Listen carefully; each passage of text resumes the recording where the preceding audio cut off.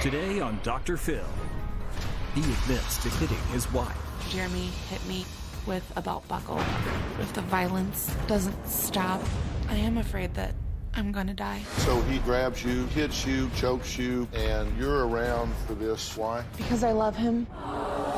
You love who you wish he was, not who he is. When a husband turns violent. I see the good underneath him. Stop making excuses for your abuser. Let's do it.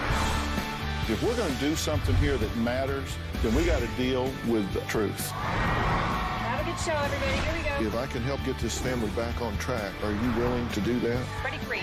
Take it. This is going to be a changing day in your life. Go, Dr. Phil.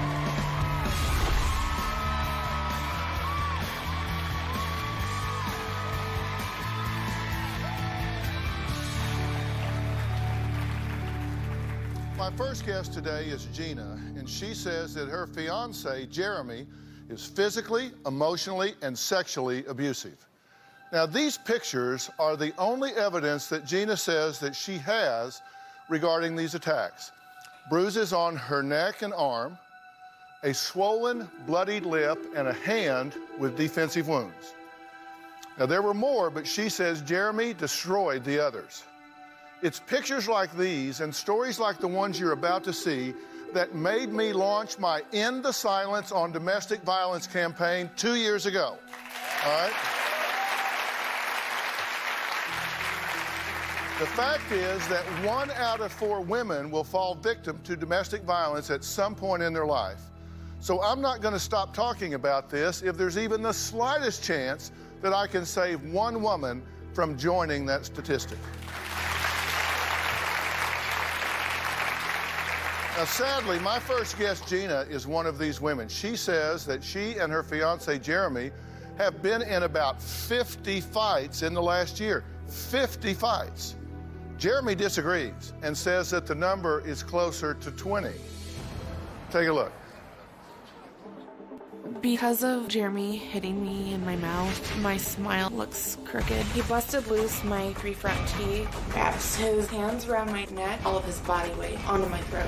I am in an abusive relationship. He smashed the keyboard against my leg. I had her pinned against the kitchen counter. He grabbed me, choking me. I restrained her. Pushed me up against the pool table. He pulled the bedpost and threatened to bring it down on me. My fiance, Jeremy, will beat me at least once a week, pin me up against a wall, choke me. Gina has struck me, clawed me, thrown things at me. I've kicked him, I've scratched him. I fight back out of anger. We've had at least 50 fights. Gina does a lot of things to push my button. Gina will insult my manliness, throw things at me. I've choked her approximately 10 times. Jeremy called me a filthy trash. I have called Gina a whore, a slut.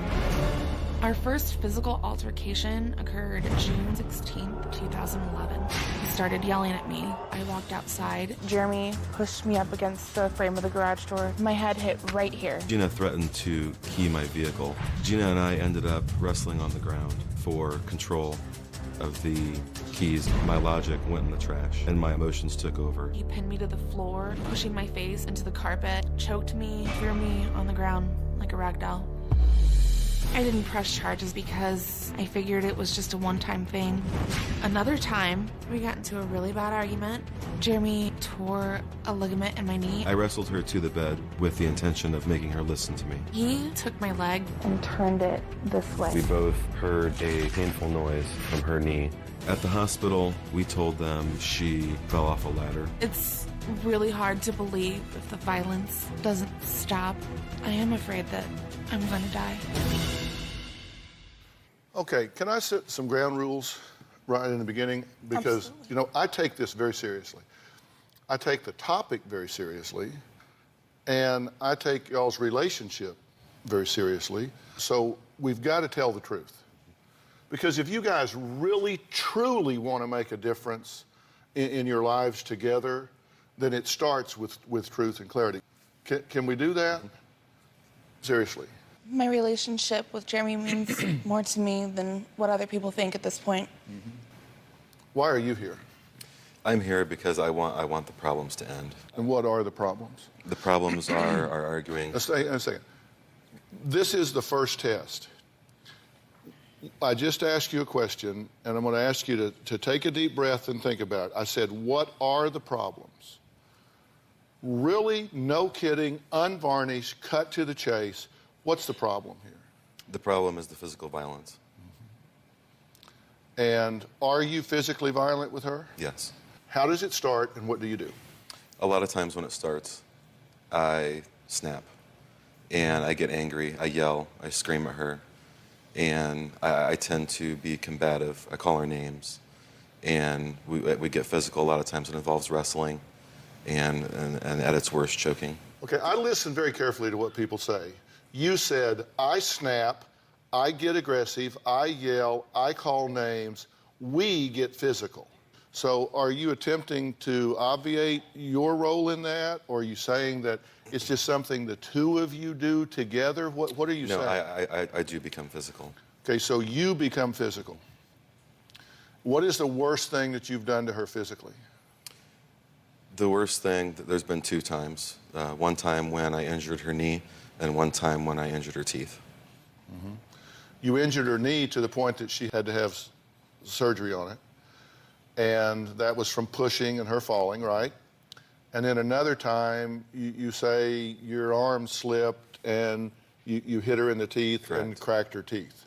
You say this happens 50 times in a year. He says 20, like 30 makes a difference. But why is this happening? I know that I nag, and I know that I have a tendency to push his buttons. Mm-hmm. What do you mean push his buttons? I bitch at him, I nag, and I get to him. I mean, I can admit that. I acknowledge that I've done things to hurt him too, emotionally. Yeah.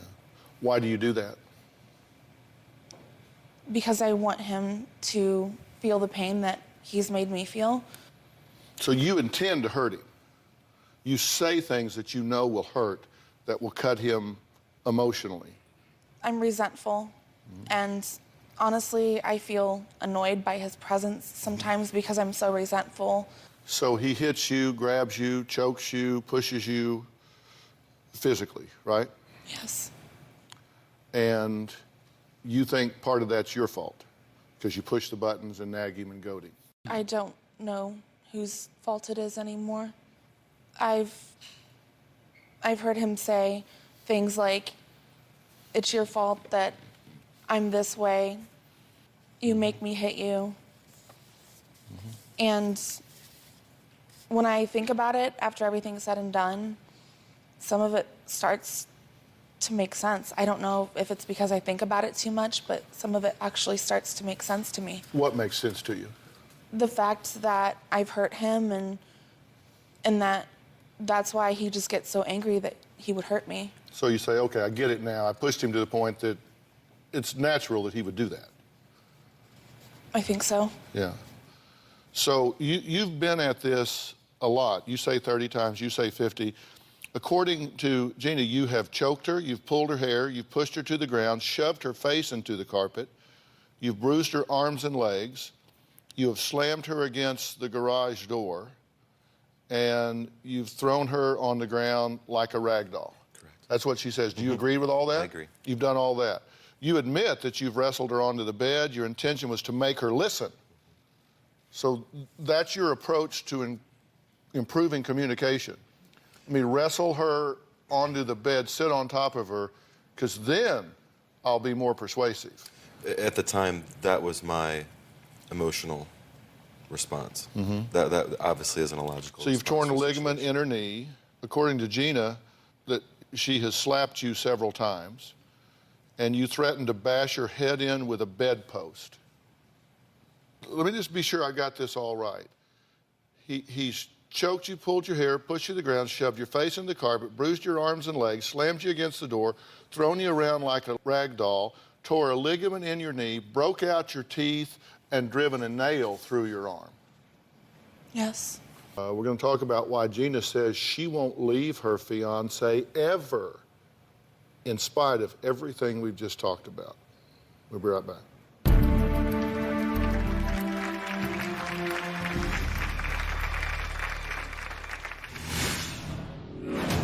I literally get into a rage. I get so angry. What makes you so enraged that you pick up a weapon and beat the woman you love?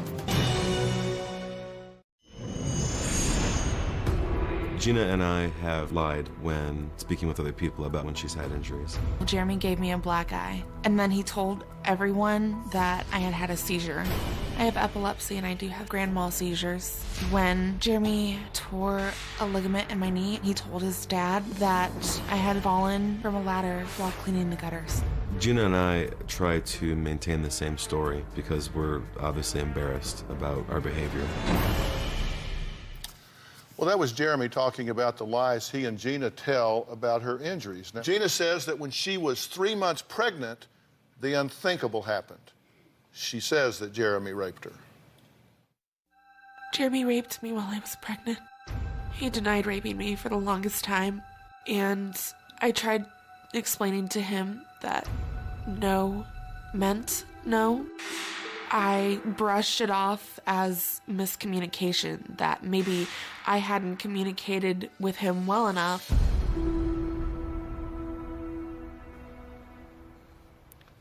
Did you rape her? I've admitted to her that I did. That's not what I asked you. I did. Are you telling me that because it's what you think I want to hear? Because I read in you that you don't really think that constituted a rape. We talked a lot about You it. said we were going to be honest. I know.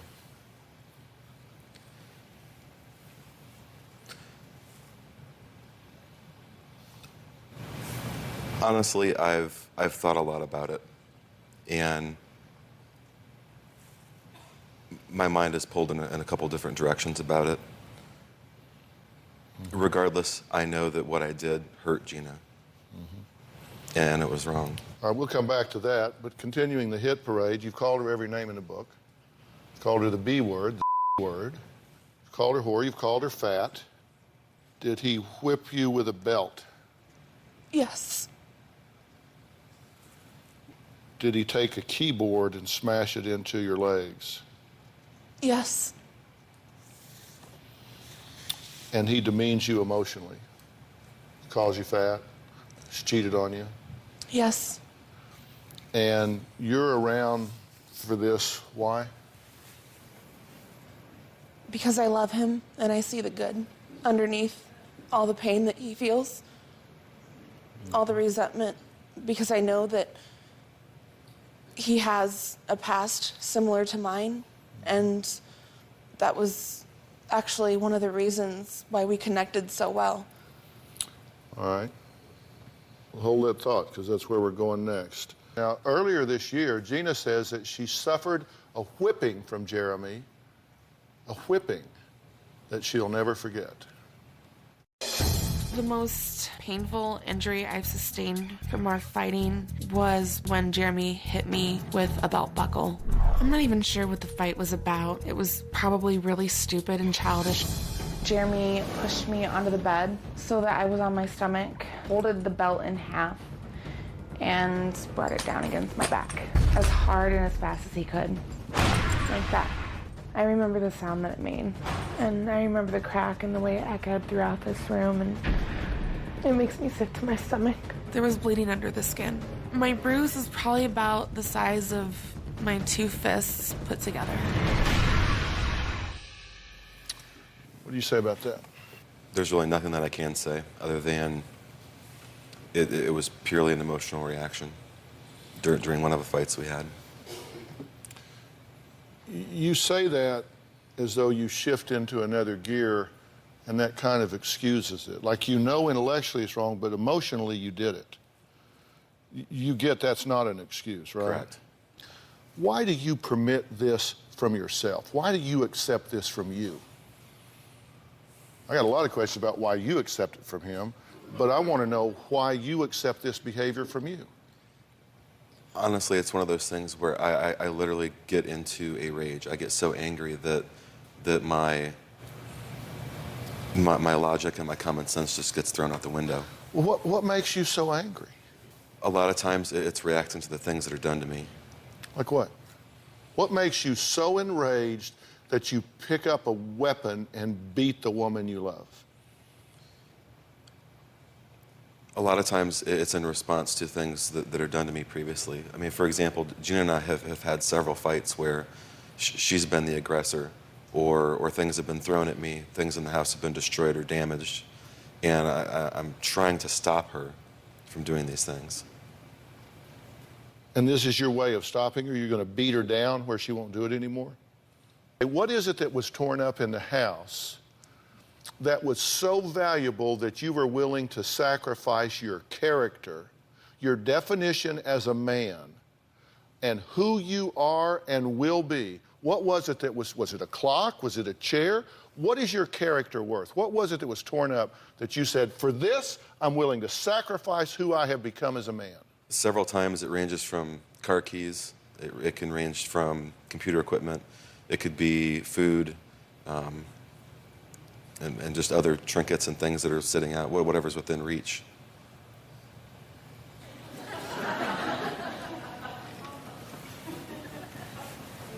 How does that sound as you hear yourself say it? I was willing to sacrifice my character as a man for a burrito and a keyboard? It sounds pretty stupid. You know why it sounds stupid? As it does. Seriously, come on. You just said, because you understand, when you put your hands on a woman in anger, when you violate a woman, you have violated and sacrificed your own character. You have behaved in a totally unacceptable, punk, scumbag sort of way. Is there any other way to say it? And you're doing that, you say you're doing that because of car keys, computer equipment, food, or trinkets. Now, if I thought you were that stupid, I would move to have you locked up. But I want to tell you what I really think.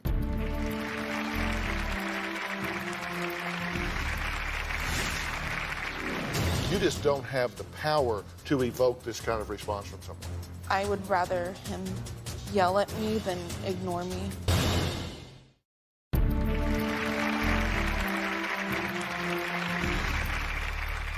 I think that in life, people fight about, talk about, and hide behind topics because they're unwilling to deal with the issues that underlie the topics. And I have a strong, strong suspicion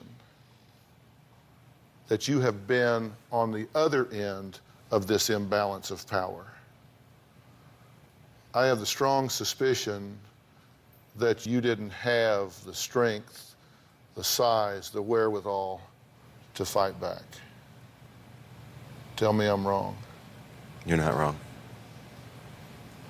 And so you don't ever want to be out of control again. Right. But that's the issue. You're not beating her over some keys. You're not beating her over some food. You've got a rage inside that needs to be healed. That does not excuse what you're doing in any way, shape, or form. But it should identify for you, look, this kind of rage comes from the inside out. It's not reactive to what people do. I'm sorry, you just don't have the power to evoke this kind of response from someone. You may think you do, and you may even sometimes want to be someone that can be so important to him and so powerful for him that you can drive him over the edge and make him crazy. It may give you a sense of power sometimes to push those buttons and say, I can hurt him back. But the truth is, that kind of rage, that kind of anger, that kind of violence comes from the inside out, not from the outside in. I guess the way I feel is that there have been times where, he doesn't spend a lot of time with me, and I feel that negative attention is better than no attention. I know that's not logical, but that's what my heart tells me, that I would rather him yell at me than ignore me. And you understand what he and I were just talking about? Yes, sir. Because we can tell the same story about you. Because you've been hurt long before him. Yes, sir. True? Yes, sir. What did they do to you?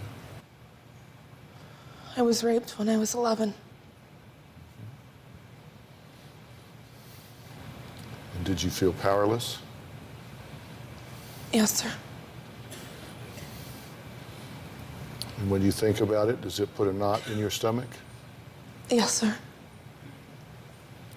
And you can think about it so vividly that it's as though it happened earlier today, can you not? I can almost feel it. You can smell the smell. Yes, sir. You can hear the breathing. It's all very real and vivid to you, is it not? Yes, sir.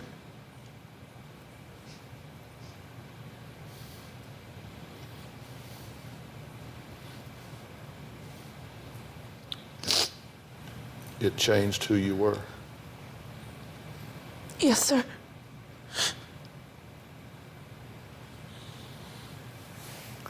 So we have two damaged people that come together and damage each other.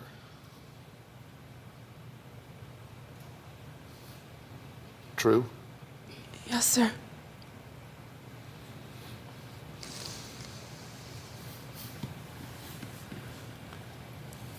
Isn't that what's going on here?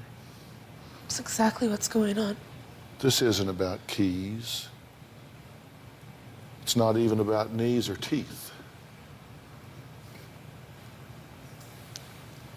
It's about a wounded soul. And that has to stop. Gina and Jeremy have a son. And surprise, surprise, he's starting to show violent and aggressive tendencies. Is he mimicking his parents? Be right back.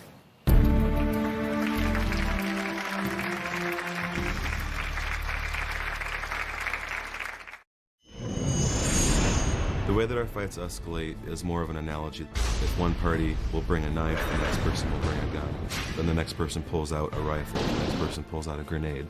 And it keeps escalating higher and higher until it finally explodes. Well, that was Jeremy explaining how his fights with Gina turned physical. Now, Gina says that her son is starting to act out, and she feels like the worst mom ever. Take a look. Stop throwing a fit. I don't feel that I'm a good mom. Connor, stop. When I spend all of my energy fighting with Jeremy, it feels like I have none left for our son. He does act out more than the average 2-year-old. Ow! Connor, don't bite me! He'll bite us, he'll scream, he'll hit us, slap us in the face, hold my hair. I can see the anger inside of him. Connor, stop! He can't control it.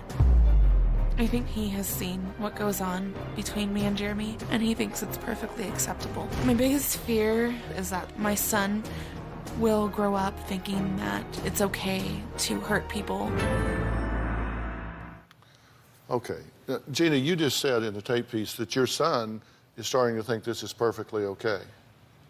He's exhibiting behaviors that tell me that. Mm-hmm. Now, didn't you tell us that despite everything we've been talking about here, being called every name, cheated on, hit, choked, pushed, hurt, that you never actually realized you were being abused until you watched one of my shows on End the Silence on domestic violence? I guess I didn't really want to believe it. I think I was in denial for the longest time about what was happening to me. I was trying to sweep it under the rug. And every time I would see a show on that season, I felt a knot in my stomach because I could connect with the guest that you had, and it just felt like a knife going through my chest. Well, what you just said has me and a staff of 300 here saying yes. Because that's exactly why we do those shows, these shows. You are now that show. It's exactly why we do this. I want to make people think about what they're doing. I want to make people think about what they're accepting from themselves and each other. Let me be very clear. You are programming your son to be an abuser. You are programming him to be aggressive and violent and violate the rights of other people. You are teaching him that when you feel frustration, anger, rage, you go physical. You just overwhelm someone, you overpower somebody. And you didn't invent this. I mean, where do you think bullies come from? Bullies come from homes where bullying is manifest. They come from homes where their parents bully them, and their parents bully each other, and their parents exhibit behavior where they manage by intimidation and compel someone to do what they want them to do. You guys couldn't be creating a bully any more effectively than if you had gone into a laboratory like Weird Science and designed one to pop out. And he deserves a better chance than that. I know that. That's why I feel horrible. I don't feel like a good mother. I told him the day he was born, I held him in my arms and I told him, I looked down at him and I promised him, all 7 pounds and 15 ounces, I will protect you. I will be there for you. I will protect you from all harm. But I'm not. Well, not only are you not protecting him from harm, you are becoming the harmer. I am. You are becoming the toxic element in his life, both of you. I am. I mean, come on. So why keep doing this? For most people, it's hard to understand why someone like Gina would stay in an abusive relationship like this. Her reason is actually very common.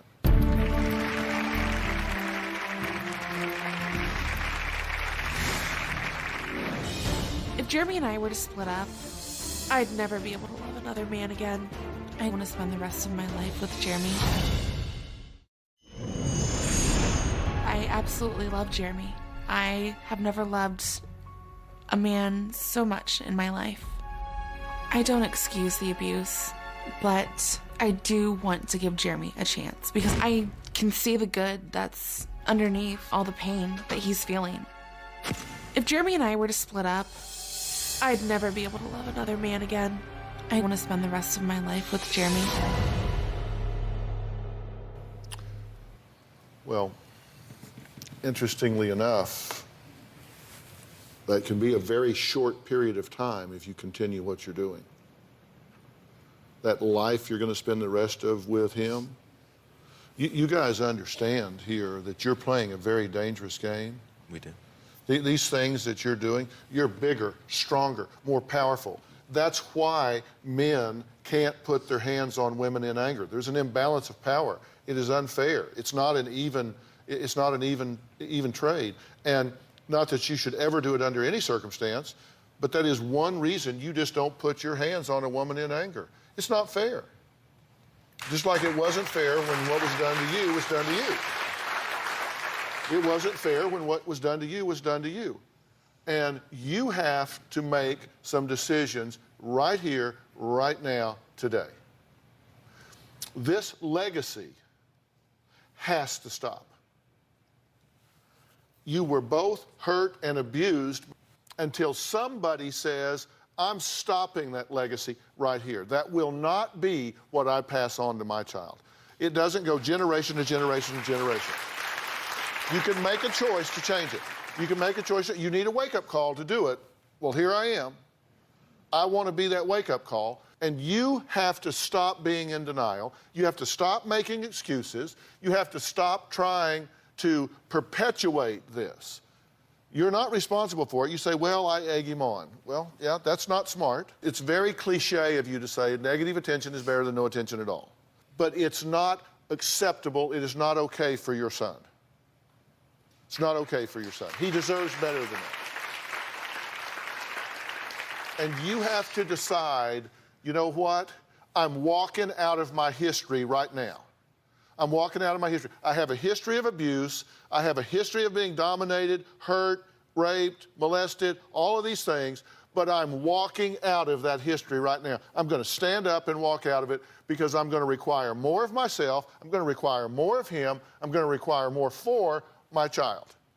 You've got to decide, no more denial, no more saying, well, you know, I'm just trapped. I'll love him forever. Look, your child needs a mother, not a martyr. He doesn't need someone's grave to go to every day because you two get in some stupid fight and you fall down and hit your head on the corner of a table and you're dead.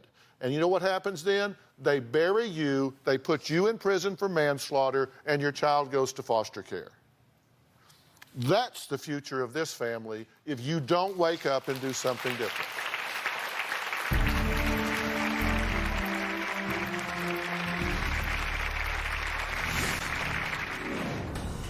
You love who you wish he was, not who he is. And if he leaves, you will miss who you wish left. But it won't be him. I hate the fact that the fighting has occurred so frequently. My therapist told me that I should run away as fast as I can. I have tried to leave several times in order to avoid a fight, but Gina has baited me to come back in the house or threaten me in some manner. She has said, please don't leave me alone. Blocked the doorway to the garage. She has literally stood in front of the car to prevent me from moving forward. Okay, look, you disrespect each other, you attack each other, you fight in front of your kids, you've cheated. I mean, it just goes on and on and on. And that can and will change. Now, first off, you have to make a resolve that you will not now nor ever be hit on or beat on another time in your life. You have to make that resolve right here, right now. If you said, I didn't realize, I was in denial, well, snap out of that. The denial is gone, right? Because I'm telling you that is not okay. Yes, sir. Got it? Yes, sir. That's not the only reason I haven't called the police, though. Do you want to talk about another reason? Do you need more reasons than that? There have been times where he's taken my cell phone from me or literally shut the cell phone service off. How long has this been going on? How long y'all been together? We've been together for 2.5 years. So, in that time, there was never a time you could have called the authorities? Of course there was. You could have called them this morning from the green room. We got a phone in there. You could go to the grocery store and use an old payphone. Don't tell me that you haven't had a chance to call. He's also... Whoa. No, you don't just change the subject. Ma'am. I also feel extremely... No. You've had an opportunity to call. There have been opportunities. Okay, so don't tell me that, well, there's other reasons I couldn't call, like you took my cell phone. There have been times you couldn't call, but there have been times you could. So don't just wipe that away like, well, I hear what you said, but he took my cell phone one time, or he turned it off. You've had opportunities to reach out, you just haven't done it. Correct. But you have now, you're here. Right. So give yourself credit for that. Don't excuse that you didn't. Take pride in the fact that you did. You're here. You're on the Dr. Phil Show. How many of my shows do you watch? Do you really want to know? Yes. I've been watching you since I was in high school and probably watch every night, even the reruns. And it's taken you this long. No, I mean, it's taken, 15 years? I know better. I know better. In the back of my head, logically, I know better. I don't want to admit it because I love him. Okay, look. I don't want to see him as an abuser. Okay, but he is. You love who you wish he was, not who he is. And if he leaves, you will miss who you wish left. But it won't be him. But I'm not going to leave him like this, okay? So it's okay to acknowledge that he is not acceptable as he is. Okay? It's not acceptable. Well, then quit making excuses for him. And don't tell me that your self-esteem is not the issue here. Your self-esteem is as low as it can get. I'm not gonna lie to you, I hate myself. I know. I know that. I just need to be sure you know I know that. And I want to know that you know that I know that you know that. I think everybody in this room knows. Well, good. But you can't change what you don't acknowledge. He is behaving like a jerk. He is behaving like a jerk. That is not okay. I did not say he is a jerk. Because I don't believe that. I really don't. I do not think this is a bad, evil man. And that's what I told the producers, is that I see the good underneath him. Okay. Because I experienced it at one time. It's okay for me to take up for him. It's not okay for you to take up for him. Stop making excuses for your abuser. Okay? Okay. Stop making excuses for your abuser. Is it okay for him to put his hands on you in anger? No. Is it okay for him to call you demeaning names? No. Is it okay for him to cheat on you? No. Is it okay for him to isolate you? No. Okay, then there is no but. That's the end of that story. So if he doesn't change that, which he can, then you need to get out of this relationship.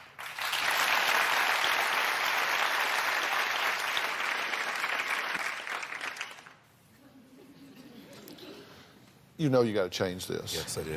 This is not who you want to be. Yes, definitely. You can't be proud of this. You go throw her down, rub her face in the carpet, and then go look in the mirror. What do you see? That's not something you're proud of, right? Not at all. So you're a big, tough guy. You can bounce a woman around. You don't like that about yourself. No, I hate it, in fact. And you need to stop that. And to stop that, you've got to put out the fire inside. You got to get the rage inside. And you've got to decide men just don't do that to women. It's not okay. It's not okay to do that to a woman. Ever, never, ever.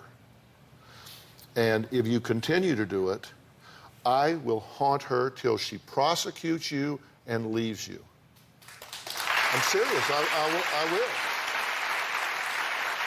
But I don't think that's what you're going to do, because I think you want to change this. What we've got to do is take away your need to vent that rage, right? Mm-hmm. And you need that for peace in yourself. I do. And then you can come to her as a respectful husband and father and do what you need to do. This can change. I'm going to get you some serious help about this. And it's not going to be fun. It's not going to be easy. But you have to resolve what's going on inside you to heal yourself and this family. But that's your job.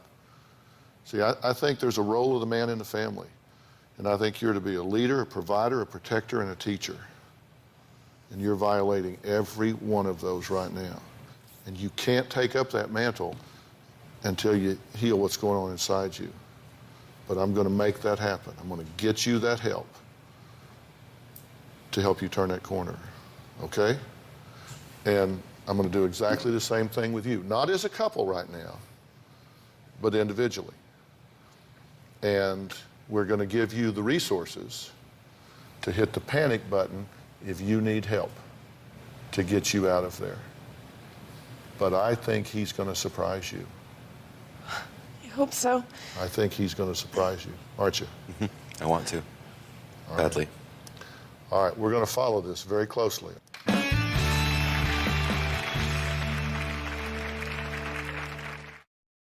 October is National Domestic Abuse Awareness Month, so don't let another day go by without asking for help. Everyone has the right to live without fear and violence. For more information on our End the Silence on Domestic Violence campaign, go to drphil.com, because there are all kinds of resources, information, quizzes, checklists, and security programs, how to get out of a situation like that safely. There's all kinds of resources there. and numbers to call if you need help. And by the way, if you call a domestic violence hotline, nobody's going to pressure you. Nobody's going to ask for your name. They're just there to listen and talk and give you information if you want it. So don't feel like, oh, they're going to try to push me into something. If you need help or you know someone that does, then call the National Domestic Hotline at 1-800-799-SAFE. That's 1-800-799-7233. Help is available 24 hours a day, 365 days a year. Or you can go to nnedv.org, the website for the National Network to End Domestic Violence. And we partner with both of these guys and work together. Thanks so much for being here. We'll see you next time.